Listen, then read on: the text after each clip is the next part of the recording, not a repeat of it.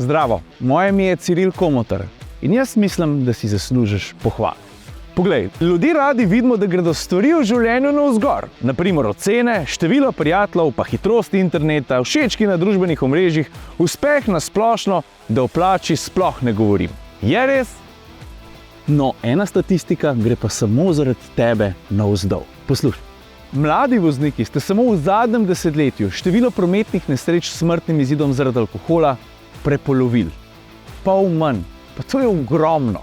In to je pohvalno. Želim si, da bi dobre odločitve sprejemali še naprej. Da bi znali prepoznati situacijo, ko se stvari lahko odpeljejo v napačno smer in takrat posredovali. Ne biti tih, pomagi prijatelju z nasvetom, z izkušnjami. Ne vem, poklič mu taksi, posprem ga domov. Samo ne ostani tiho.